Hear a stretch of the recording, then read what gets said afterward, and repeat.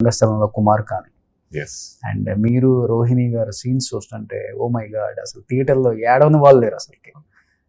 నేను విన్నాను ఆ టైంలో రఘువరన్ గారు గుర్తొచ్చి రోహిణి గారు నిజంగానే ఎయిట్ చేశారు ఆ సీన్ లో అని చెప్పేసి చెప్పారు.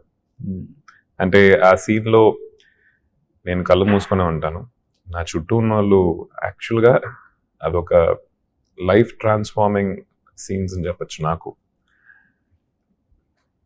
భయం వేసింది. నాకు కళ్ళు మూసుకొని ఆ ప్రాసెస్ జరుగుతున్నప్పుడు చుట్టూ రోహిణి గారు లాంటి వాళ్ళు, సమంత, వీళ్ళందరూ ఎలా ఏడుస్తున్నారంటే నిజంగానే ఒక విషయం అట్లా జరిగినప్పుడు ఒక ఏడుపు ఉంటుంది కదా.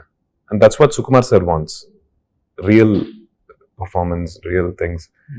ఆ కళ్ళు మూసుకొని అది జరుగుతున్నప్పుడు ఆ ఏడుపులు విన్నప్పుడు భయం వేసింది. అది అలా ఉంటుందన్నమాట పోయిన తర్వాత మనకి అనే ఒక యాక్టర్ గా. It's such a beautiful profession to be in. We get to experience everything. Okay, ఆ రోజు అలా ఉంటదన్నమాట అని అనిపించింది నాకు. ఇమీడియట్ గా అమ్మని అడుగుంటారు మీరు రోహిణి గారిని, అవును, ఏంటమ్మా ఇలా ఇలా కూడా ఏడుస్తారా? I spoke to her and director గారితో చెప్తున్నా విన్నాను, ఇట్లా దీన్ని అనుకున్నాను నేను, ఈ విషయం అనుకునే నేను ఏడ్చాను అని చెప్పి. That was very టచీ. థియేటర్లో ఐ థింక్ మీకు తెలిసే ఉంటుందేమో, నేను డాడీ మమ్మీ అందరం కలిసి చూస్తూ ఉన్నాం రంగస్థలం ఫస్ట్ డే. థియేటర్ ఏడుస్తుంది. అండ్ నా పక్కన కూర్చున్న కొంతమంది తెలుసు నేను పక్కడే ఉన్నానని చెప్పి, అయినా స్క్రీన్లో చూసి ఆ సీన్ జరుగుతుంది, అందరూ ఏడుస్తున్నారు, ఎక్కి ఏడుస్తున్నారు.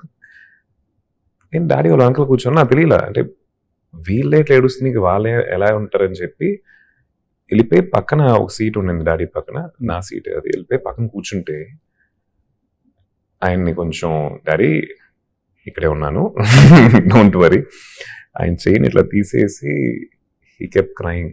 ఐ స్టిల్ రిమెంబర్, కళ్ళజోడు తీసేసి తుడుచుకొని మళ్ళీ కళ్ళజోడు పెట్టుకొని చూస్తున్నారు. That is the magic of cinema